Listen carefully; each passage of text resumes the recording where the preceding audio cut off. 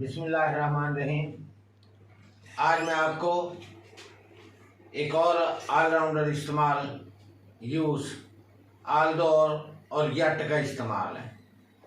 ये ऑलराउंडर इस वजह से है क्योंकि इसको आप किसी भी टेंस या किसी भी यूज़ के अंदर यूज़ कर सकते हैं। इससे कोई नहीं फर्क पड़ेगा कि इसके अंदर कौन सा टेंस इस्तेमाल हुआ है और कौन सा यूज़ इस्तेमाल हुआ है। तो ये आज का इस्तेमाल है allrounder use of Aldous, though, even though, even if. इन चारों में कोई फर्क नहीं है। ये जो आल्दो है ये थोड़ा सा आउटडेटेड है, पुराना स्टाइल है। जो मॉडर्न स्टाइल है उसमें दो इस्तेमाल होता है और ख़ास तौर पर पोइट्री में भी दो इस्तेमाल होता है। इवन दो और इवन इफ इसके साथ इस्तेमाल हो सकते हैं। अब इवन दो और इवन इफ जो है इनके साथ आप सेंटर में हाउएवर, स्टिल वगैरह इस्तेमाल कर सकते हैं। लेकिन आल्दो और दो इनके बाद आपने हमेशा यट इस्तेमाल करना है।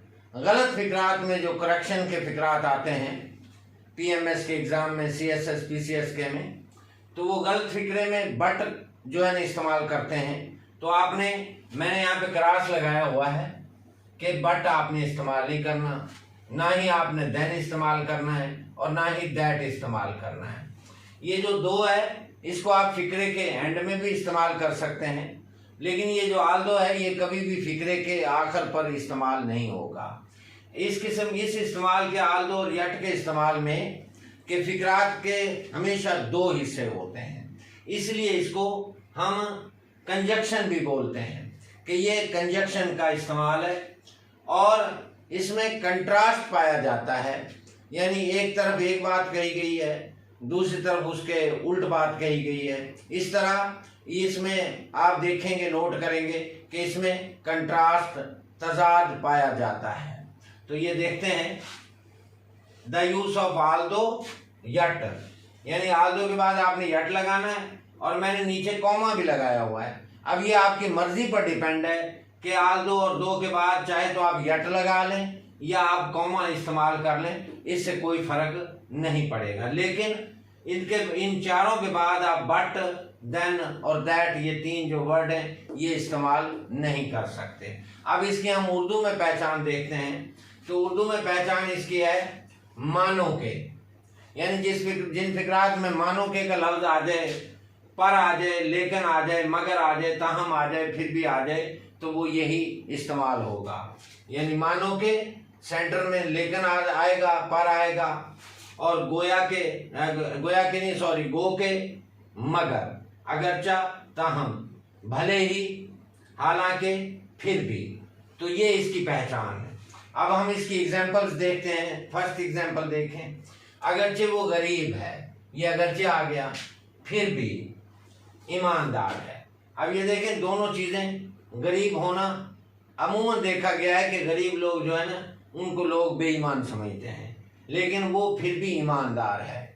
अगरचे वो गरीब है फिर भी ईमानदार है। इसमें कंट्रास्ट है, तजाद पाया गया है, मैच किया गया है दो साइड्स को। तो इसकी इंग्लिश है आल्दो ही इज पुअर, अगरचे वो गरीब है, यट। अब यहाँ पे आपने बट इस्तेमाल नहीं कर सकते किसी भी सूरत में, ना आप बट इस्तेमाल कर सकते हैं, ना देन ना that. Aldous he is poor, अगरचे वो गरीब है, यट ही इज ऑनेस्ट, ताहम वो ईमानदार है। अगरचे हम तेज तेज दौड़े। अब ये जो है इज़ेमार के इस्तेमाल में ये पहला सेंटेंस है। अब ये दूसरा जो है पास्ट इंडेफिनिट में देखें, अगरचे हम तेज तेज दौड़े, ताहम, ये देखें ताहम आ गया, ट्रेन ना पकड़ सके। आल्दो दो, यहाँ पे आप दो भी लिख सकते हैं, दो से भी कर सकते हैं, इवन दो से भी कर सकते हैं, इवन इफ भी यहाँ पे लगा सकते हैं। Although though, even if, even though we ran fast, हम तेज दौड़े, कॉमा, ताहम। अब यहाँ पे चाहे आप कॉमा लगा लें या चाहे आप वो यट इस्तेमाल करें।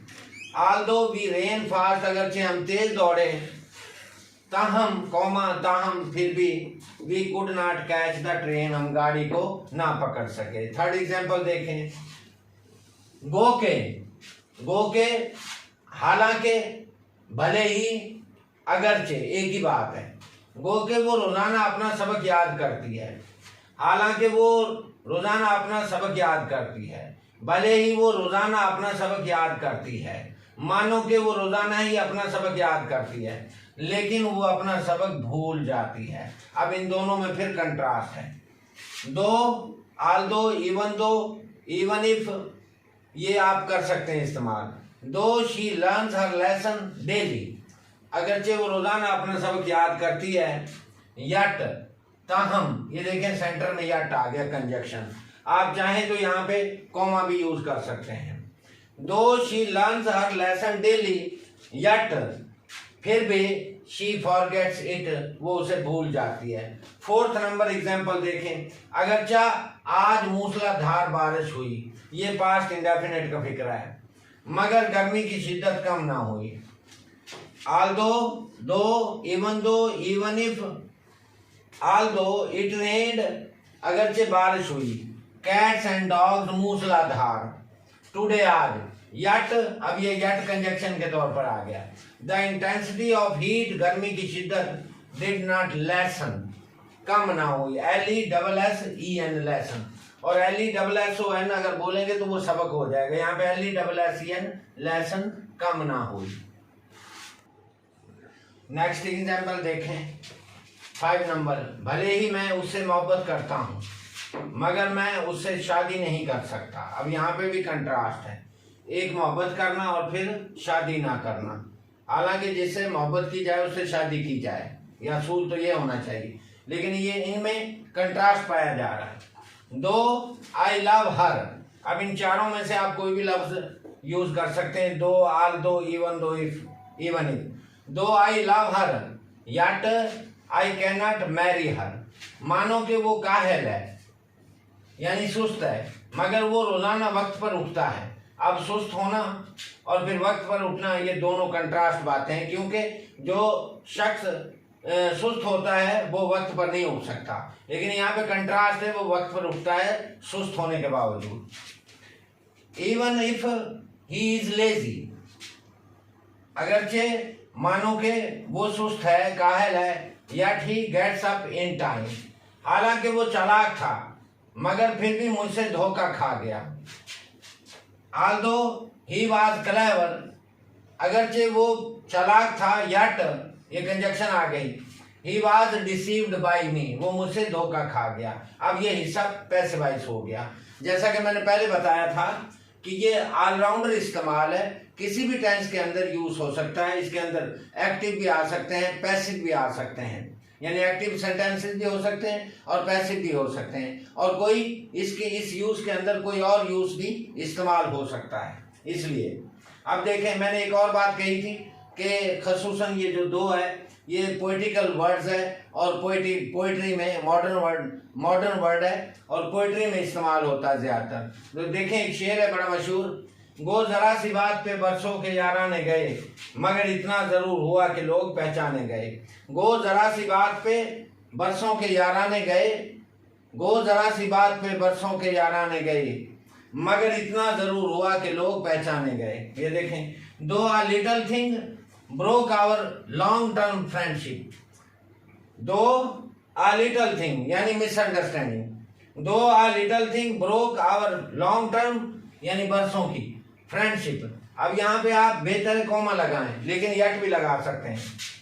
दिस लिटल वन, अब ये लिटल वन यहाँ पे लिटल थिंग भी लगा सकते हैं, लेकिन इंग्लिश का एक रूल है कि जब एक चीज का जिक्र पहले आ जाए, किसी पहले सेंटेंस के हिस्से में आ जाए, जैसे ये लिटल थिंग आ गया है, तो जब दोबारा आप उसी का जिक्र करेंगे, मेंशन करेंगे, तो फिर आप वहां पे वन का लफ्ज इस्तेमाल करेंगे, यानी लिटल वही रहेगा, थिंग की जगह पे वन इस्तेमाल करेंगे। यहाँ पे वन का मतलब थिंग ही है। Though a little thing broke our long term friendship, comma this little one यानी ये छोटी सी बात ने, डॉन्ड अपॉन अस हम पर आया कर दिया, खोल दिया, जाहिर कर दिया, असलियत बता दी, पीपल्स रियलिटी, यानी लोग पहचाने गए।